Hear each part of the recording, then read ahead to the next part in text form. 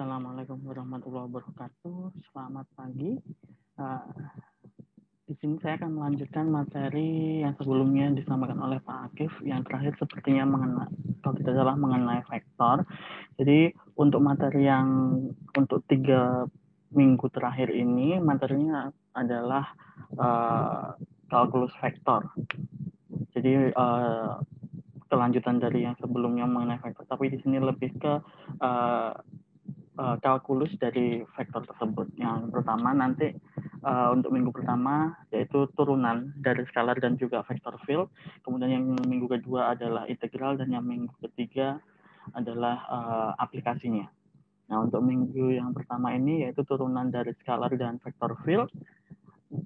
Nanti kita akan membahas 5 subbab, yaitu yang pertama adalah partial derivatif atau derivatif parsial, kemudian ada least square method, kemudian ada chain rule, differential operators, dan juga vector derivative identities. Jadi di sini pertama yang akan dibahas adalah turunan parsial yang mungkin sebelumnya sudah pernah dapat atau mungkin pernah dapat di SMA atau mungkin di kalkulus kemarin.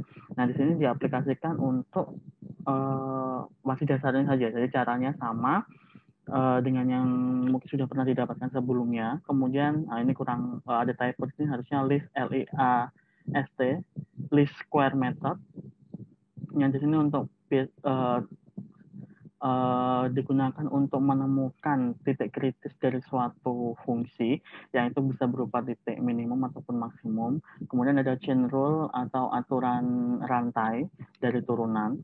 Kemudian ada, nah ini yang cukup baru, yaitu del differential operator. Jadi operator diferensial del. Nanti kalau misalnya pernah ketemu ada tanda seperti segitiga terbalik, nah itu namanya del. Dan kemudian yang terakhir adalah identitas turunan vektor. Nah, nanti untuk yang del differential operator akan kita bahas 4 macam, mulai dari gradient, kemudian divergence, curl, sama Laplacian. Nah, yang pertama kita akan membahas tentang partial derivatif. Partial derivatif sendiri di sini merupakan turunan parsial, jadi cuma sebagian dari variabel yang ada pada suatu fungsi. Misalkan di sini kita mempunyai suatu fungsi yang di situ di dalamnya terdapat variabel x dan y. Maka turunan dari fungsi tersebut terhadap variabel x saja, yaitu, nah ini kan kalau turunan kan sama dengan limit dengan h atau istilahnya segmen yang itu sangat kecil atau mendekati 0 dari fungsi itu sendiri dengan x plus h, y, karena y-nya tetap karena di sini hanya terhadap x saja, dikurangi fx per h itu sendiri. Jadi lebar segmennya yang sangat kecil. Nah, kemudian caranya seperti turunan pada umumnya, nanti kalau misalnya kita mempunyai ax pangkat b, maka turunannya ada ax pangkat n, begitu ya. Turunannya adalah a kali n kali x pangkat n-1, seperti itu. Nanti tinggal tergantung diturunkannya terhadap apa, variabel yang sesuai. Nah, misalkan ini contohnya di sini ada fungsi yang itu variabelnya x dan y, yang fxy sama dengan 6x kuadrat y pangkat 4 plus 2y pangkat 3.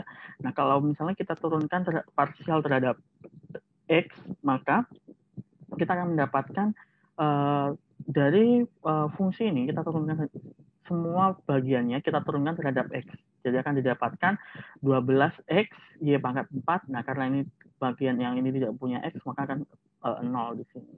Kemudian kalau fungsi ini diturunkan parsial terhadap y, maka akan jadi seperti ini. 24x kuadrat y pangkat 3 plus 6y kuadrat.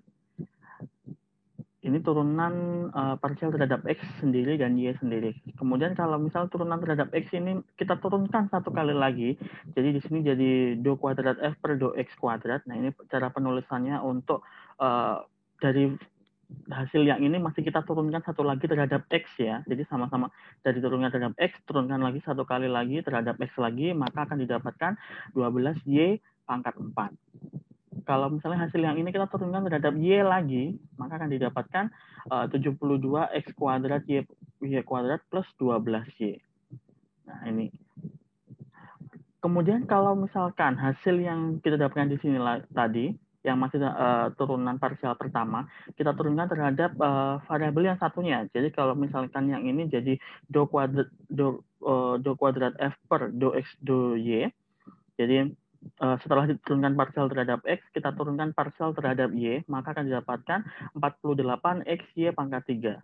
Dan ini pun akan sama jika kita yang tadi pertama kita turunkan terhadap y, parsial terhadap y, kita turunkan parsial terhadap x, maka akan mendapatkan hasil yang sama, 48 x y pangkat 3. Jadi entah mana yang duluan kita turunkan, jika yang diturunkan parsialnya itu sama di sini, variabel apa saja yang diturunkan sama, maka hasilnya akan sama.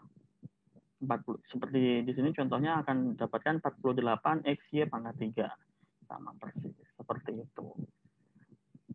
Nah, turunan ini pun nanti akan berlaku juga untuk sifat-sifat yang lainnya yang mungkin sudah pernah dipelajari sebelumnya, seperti nanti kalau fungsinya itu trigonometri, logaritma, eksponensial, dan lain sebagainya. Seperti itu. Kemudian yang kedua adalah least square method. Yang di sini tadi sudah saya jelaskan bahwa tujuannya adalah untuk mendapatkan critical point yang di situ merupakan titik maksimum atau minimum yang sifatnya lokal. Nah, di sini yang dicontohkan adalah regresi linear. Nah, mungkin teman-teman di sini sudah cukup familiar dengan regresi linear waktu di praktikum FISDAS, karena ada beberapa praktikum yang di situ memanfaatkan regresi linear dari data yang kalian dapatkan ketika praktikum. Jadi misalkan ada data seperti itu, di sini saya simbolkan dengan titik merah yang itu menghubungkan X dan Y. Misalkan kita persamaannya kita tulis menjadi Y sama dengan A plus BX, kemudian A sama B-nya kita ganti menjadi beta 0 dan beta 1, seperti ini. Ini sama aja ya, persamaan yang atas ataupun yang bawah ini yang berwarna orange itu sama, cuma diganti saja nama. Di sini kalau A-nya konstantannya saya ganti dengan beta 0, kalau koefisien dari B-nya ini saya ganti dengan beta 1. Nah, kita bisa lihat di sini turunannya, jika kita anggap bahwa ini merupakan fungsi beta yang di situ dianggap variabelnya beta 0 dan beta 1, maka jika itu diturunkan terhadap beta 0 ataupun beta 1, maka hasilnya akan 0 pada titik tertentu tadi itu. Karena apa? Pada titik maksimum ataupun minimum. Kalau mungkin masih ingat ya. Nah, di sini namanya tadi kan least square method ya. Jadi di sini fungsinya itu sendiri itu seperti ini. Fungsinya itu sendiri seperti ini. Jadi istilahnya mencari selisih antara dari hasil fungsi itu dengan y yang sesungguhnya. Jadi kalau misalnya dilihat di sini, ini kan hasil regresinya, tapi kan pasti ada selisih nih di sini. Nah, least square method tadi yang seberapa dikasih selisihnya itu, seberapa kecil hasilnya, nah itu merupakan fungsinya, fungsi yang least square methodnya di sini. Nah, dari fungsi itu, jika kita ingin mendapatkan beta 0 dan beta 1, maka caranya adalah sebagai berikut. Nah, di sini, fungsinya ini tadi ya, fungsinya fungsi beta 0, beta 1, sigma I mulai dari 1 sampai N dengan dari beta 0 plus beta 1 kalikan XI min YI dikuadratkan. Hati-hati di sini. Jadi ini XI sama YI-nya kan ada karena dia berupa data, sesuai dengan datanya, tapi kita ingin mendapatkan beta 0 dan beta 1-nya di sini. Nah, kemudian jika kita masukkan ke rumus tadi, jadi do F per do beta 0 ini kan sama dengan 0, maka ketika ini kita turunkan fungsi ini kita turunkan terhadap beta 0, maka akan didapatkan sebagai berikut. Jadi 2 kali sigma I mulai dari 1 sampai dengan N dari beta 0 plus beta 1 kali XI min YI. Nah, di sini ini sama dengan 0. Tadi kan sesuai dengan yang di atas tadi ya. Di sini ini sama dengan 0 untuk karena dia least square pada titik-titik tertentu, titik maksimum ataupun minimum tadi itu. Nah, ini karena sama dengan 0, maka 2 di sini bisa kita hapus, bisa kita anggap tidak ada di sini, akan jadi seperti ini. Kemudian kita buka kurungnya di sini agar semakin terlihat sigmanya di sini.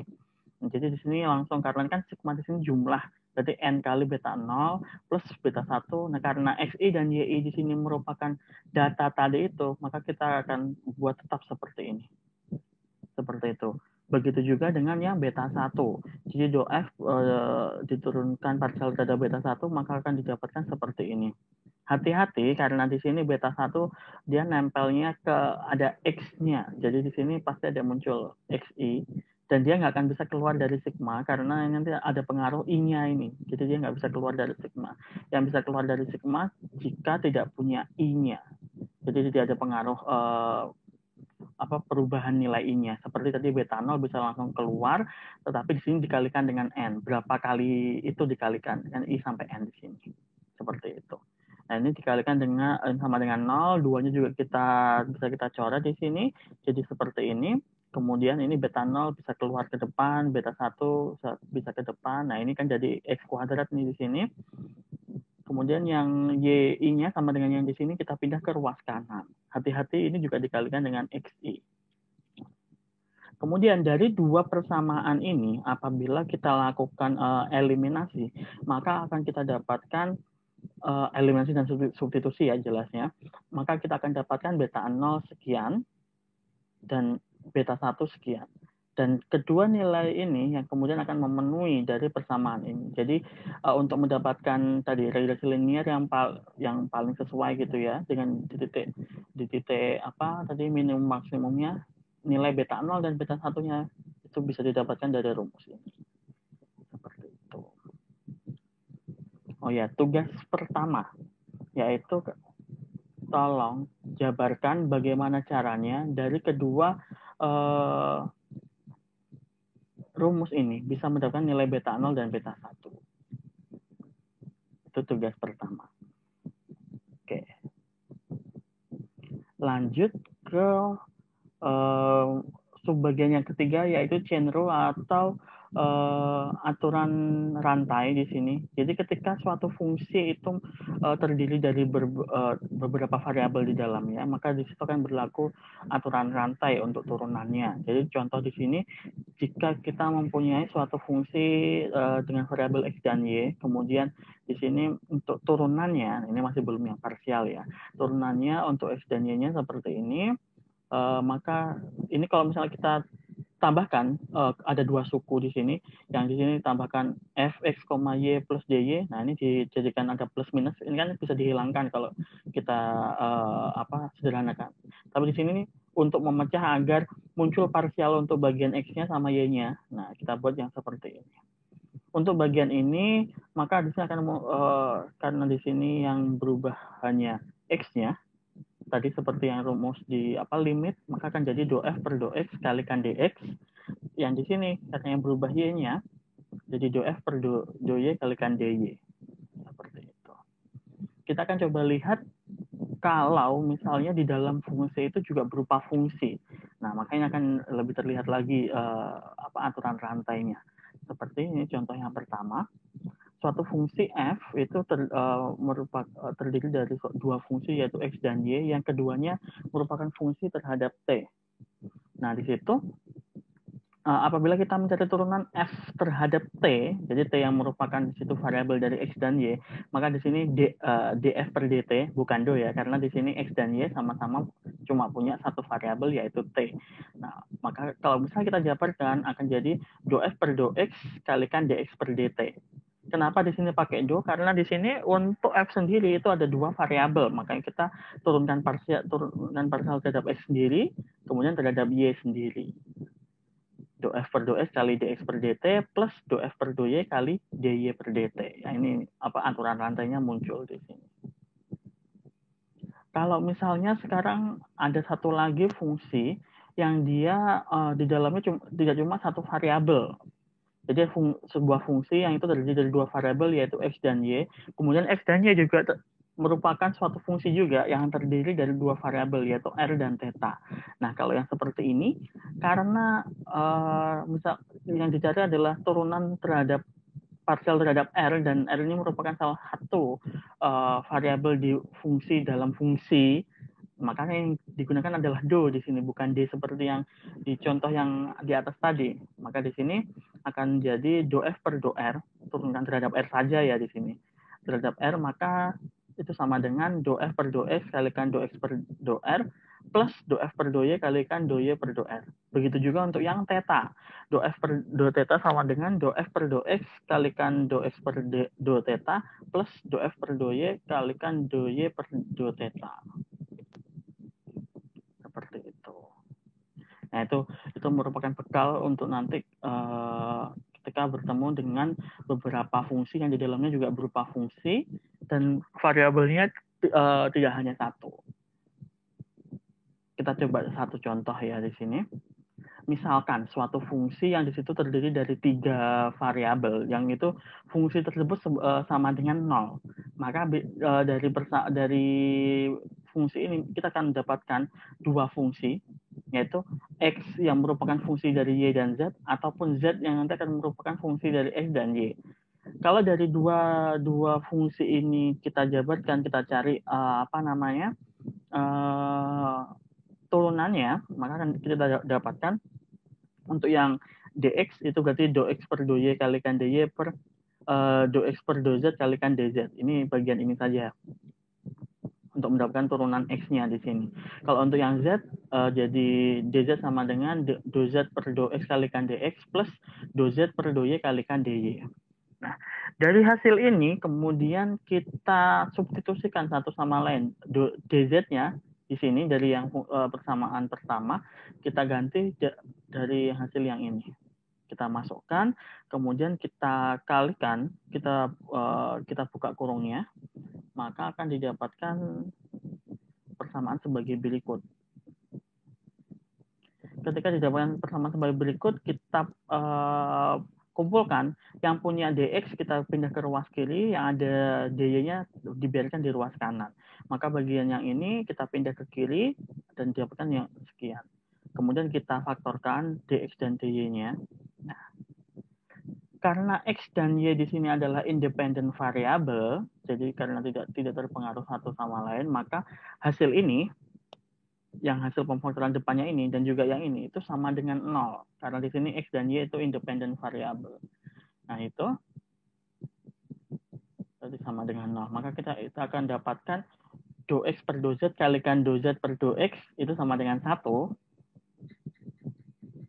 Contoh x yang bagian ini. Kemudian yang persamaan kedua kita dapatkan do x per do y plus do x per do z kalikan do z per do y sama dengan 0. Yang ini kita pindah ke ruas kanan, maka kita akan dapatkan do x per do y sama dengan min do x per do z kalikan do z per do y.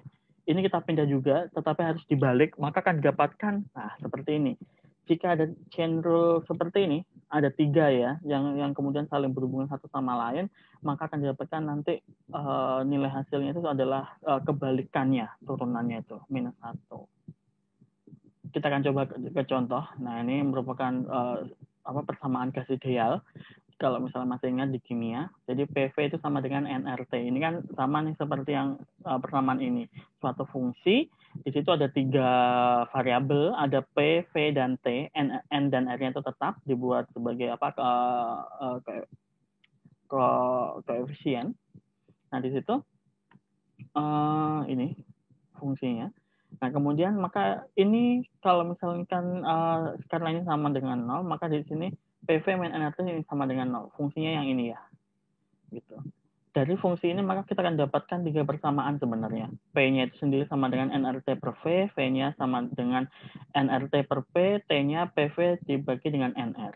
Nah, kemudian sekarang kita buat untuk membuktikan yang chain rule yang ini tadi ya, yang nomor 3 ini.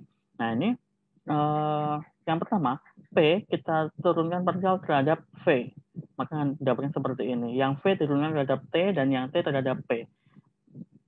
Setelah didapatkan 3 ini tadi, kita masukkan ke yang seperti rumus ini, maka akan didapatkan langsung dikali beruntun seperti ini ya. Kita masukkan semua yang sudah kita hitung tadi, kita masukkan ke sini, maka akan didapatkan di sini minus N kali R kali T per P kali V. Yang ini sama dengan sebenarnya adalah kebalikan dari rumus ini. Seperti itu.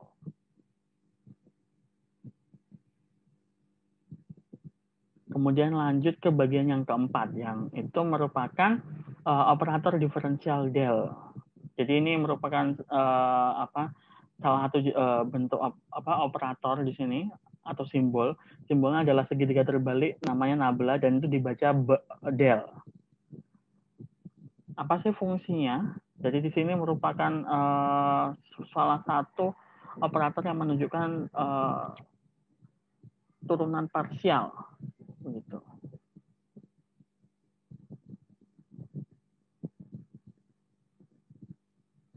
Oke, yang untuk turunan parsial.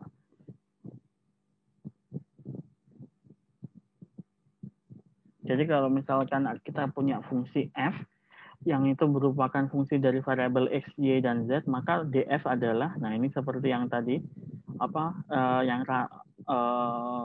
aturan rantai muncul di sini. Do f per do x kalikan dx plus do f per do y kalikan dy plus do f per do z kalikan dz. Nah, kemudian di sini kita pecah menjadi suatu dot product. Jadi di sini yang ada turunan parsialnya sendiri, yang ada yang bagian turunannya sendiri. Jadi di sini akan muncul do f per do x kalikan i plus do f per do y kalikan c plus do f per do z kalikan k di dot product do dxi plus dyj plus dzk.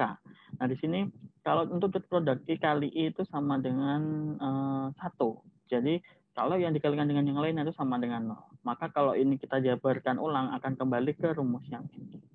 Nah ini bagian inilah yang ini dianggap sebagai del f. Jadi del dari fungsi f ini. Kemudian yang di sini ini nih dr-nya. R-nya ini maksudnya nanti yang variabelnya 3 tadi itu ada x, y, z-nya. Atau bisa disebutnya di sini kan tadi del f itu adalah gradient of f gitu. Nah, contohnya misalkan diketahui suatu fungsi f sama dengan x, y, z itu sama dengan 1 per akar x kuadrat plus y kuadrat plus z kuadrat. Kemudian diketahui r-nya juga xi plus y plus zk, dan besarnya r-nya itu sendiri merupakan akar dari kuadrat untuk masing-masing ini. Akar dari masing x kuadrat plus y kuadrat plus z kuadrat. Nah, kemudian untuk menghitung gradient of f atau del f-nya, maka yang kita lakukan adalah tadi seperti rumusnya. Jadi do f per do x kalikan i. Nah, ini do f per do x. Jadi turun ini, fungsi ini kita turunkan terhadap x, i turunkan terhadap y, j turunkan terhadap z, k. Nah, akan kita dapatkan sebagai berikut. Kemudian ini akan kita faktorkan, minusnya taruh di luar, xi plus yj plus zk. Maka akan didapatkan ini sendiri merupakan r tadi, yang di bawah merupakan besar dari r, pangkat 3. Nah, ini hasil. Jadi gradien dari fungsi f dengan fungsinya sebagai berikut adalah min r per panjang r pangkat 3. Kemudian yang kedua adalah divergence, atau di sini yang digunakan untuk menghitung seberapa jauh sebuah vector field atau bidang vektor itu menyebar dari suatu titik.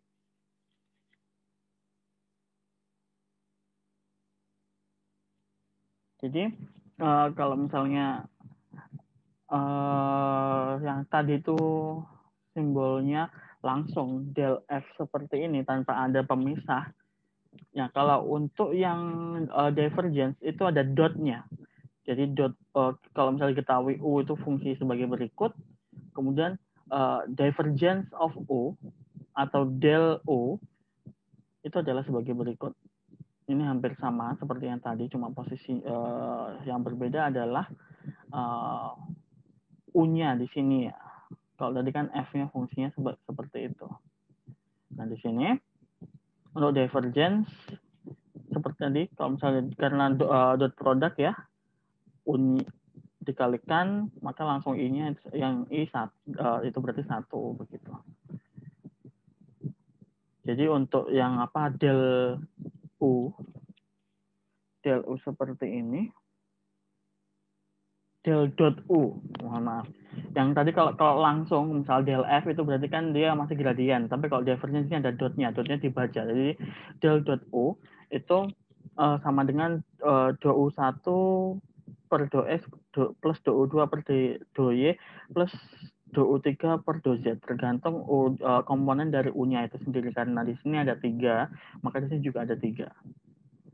Nah, untuk lebih jelasnya, kita langsung ke contoh. Contohnya, jika kita misalkan punya suatu fungsi f, nah f-nya itu adalah sebagai berikut, ada 3 komponen, I, J, K, atau X, Y, Z gitu ya. Itu fungsinya R per panjang R pangkat 3 untuk semua R yang tidak sama dengan 0. Dengan R-nya itu sendiri, X kuadrat plus Y kuadrat plus Z kuadrat. R-nya itu XI plus YJ plus ZK. Nah, di sini kalau misalnya kita balikkan ke fungsi tadi F sama dengan R per panjang R pangkat 3, maka akan didapatkan persamaan sebagai berikut. F-nya sama dengan XI plus YJ plus ZK per X kuadrat plus Y kuadrat plus Z kuadrat dipangkatkan 3 per 2. Jangan lupa ini kan setengah, kemudian dipangkatkan 3 yang ini. Jadi pangkat 3 per 2. Kemudian kalau misalkan kita sekarang menghitung divergence dot U, del dot U, divergence of U. Nah, itu caranya adalah sebagai berikut. Agar lebih mudah, nanti kita mengerjakannya itu 1 per 1. Untuk yang X sendiri, Y sendiri, dan Z sendiri. Contoh misalkan di sini, dari persamaan ini, kita buat turunan terhadap X doang. Buat X doang, maka akan kita dapatkan sebagai berikut. Masih sampai di kita pakai ini ya, rumus turunan yang U per V. Jadi U aksen V minus U V aksen per V kuadrat, maka akan didapatkan sebagai berikut. Sehingga nanti hasil akhirnya, hati-hati di sini untuk ini ya, atas dan bawahnya, pangkatnya di situ harus teliti ketika menghitung. Jadi kita akan dapatkan hasil akhirnya panjang R pangkat 3 minus 3X kuadrat per panjang R pangkat 5. Nah, ini hanya untuk yang do F1 per do X. Kalau F2 per do Y itu nanti akan mengikuti, tinggal yang di sini X kuadrat diganti dengan Y kuadrat. Begitu juga untuk yang do F3 per do Z. Diganti jadi Z kuadrat. Maka del dot F-nya, karena tadi fungsinya F ya, kita tinggal menjumlahkan 3 hasil ini dan didapatkan ternyata, nah ini didapatkan sebagai berikut: X kuadrat plus Y kuadrat plus Z kuadrat itu sama dengan R panjang R kuadrat. Ini bisa kita sederhanakan dan hasilnya 0 ternyata. 0 selama panjang R-nya itu tidak sama dengan 0. Kayak begitu. Kalau sama dengan 0 berarti kan tak hingga di sini hasil akhirnya. Oke. Yang ketiga ada curl, atau di sini untuk menghitung seberapa seberapa jauh memutarnya, seberapa banyak memutarnya suatu vector field di antara suatu titik begitu. Jadi kalau misalnya tadi divergence itu menyebarnya dari satu titik, kalau di sini rotasinya atau memutarnya itu seberapa banyak. Misalkan di sini langsung ini ya, fungsinya seperti ini. Jadi bacanya cross kalau ini. Kalau tadi kan ada langsung, kemudian dot, dan yang untuk curl di sini adalah cross. Jadi del cross U, jadi itu pakai yang seperti ini, maka akan didapatkan sebagai berikut untuk del cross U. Dan contohnya adalah kita ingin membuktikan bahwa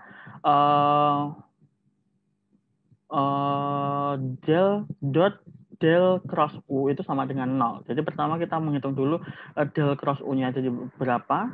Setelah ketemu, kemudian ini sendiri kita masukkan untuk menghitung del dot yang itu merupakan divergence tadi itu. Nah, itu kita masukkan di sini langsung ke rumus yang tadi ya, karena di sini ada langsung ini ini berarti X, Y, ini Z, kemudian dimasukkan ke rumusnya untuk yang divergence tadi, maka akan didapatkan sebagai berikut. Dan ini saling mengurangi, sama dengan 0.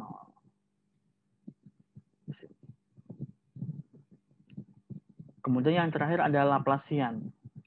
Nah, kalau Laplacian di sini untuk yang del-nya itu double. Kalau misalnya del begini atau del square jadinya, maka akan ketemunya sebagai berikut. Atau del square U itu juga jadi sebagai berikut. Jadi akan diturunkan dua kali menggunakan operator del. Contohnya sebagai berikut.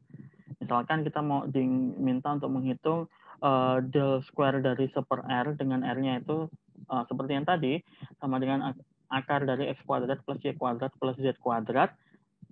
Dan kemudian yang pertama kita lakukan, kita harus menghitung del dari 1 per R itu sendiri terlebih dahulu. Setelah kita dapatkan, ini dengan cara yang tadi yang pertama, untuk menghitung gradien, kemudian kita masukkan lagi ke penghitungan operator del, menghitung gradien lagi dari yang persamaan sudah kita dapatkan ini. Maka akan muncul sebagai berikut. Seperti yang tadi ya, agar memudahkan kita menghitungnya satu persatu dulu. Jadi terhadap X, nanti kalau misalnya udah ketemu, nanti yang terhadap Y dan terhadap Z. Karena nanti komponennya akan sama. Dan didapatkan hasilnya di sini 0 juga. Nanti bisa coba diteliti, diperhatikan dengan seksama setiap step-stepnya. Bagian yang terakhir yaitu vektor derivative identities. Jadi identitas-identitas dari turunan vektor itu adalah sebagai berikut. Yang di sini memanfaatkan apa yang sudah kita pelajari di atas sebelumnya, yaitu ada gradient, ada divergence dan curl. Di situ kepakai semua, tetapi untuk beberapa kondisi. Jadi misalkan yang ini ada del cross del F di sini berarti kan yang ini gradien terhadap F, tapi kemudian kita menghitung curl dari gradien tersebut itu harusnya sama dengan 0. Nah, ini identitasnya bisa dibuktikan nanti. Kemudian atau di sini curl, jadi ini bacanya kalau misal dari sini divergence of curl of U. Jadi kan ini kan curlnya karena di sini ada cross, kemudian karena ada dot di sini berarti divergence. Nah, kalau ini berarti curl of U gitu. Ini sama dengan nanti seperti ini.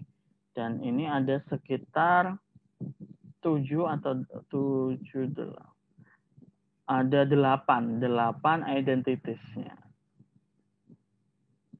Nah, tadi juga tugas pertama sudah, untuk tugas kedua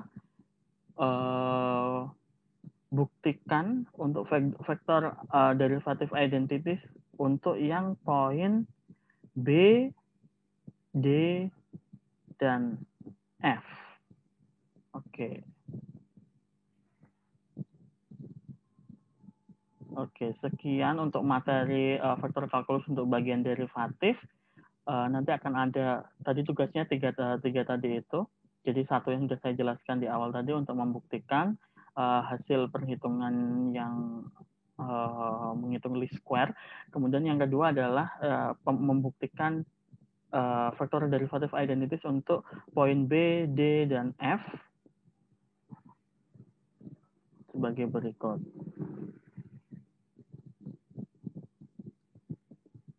Nanti untuk materinya ini PDF-nya juga akan saya upload di aula agar kalian lebih jelas melihatnya. Jika ada pertanyaan nanti bisa disampaikan. Itu saja untuk hari ini. Terima kasih. Wassalamualaikum warahmatullahi wabarakatuh.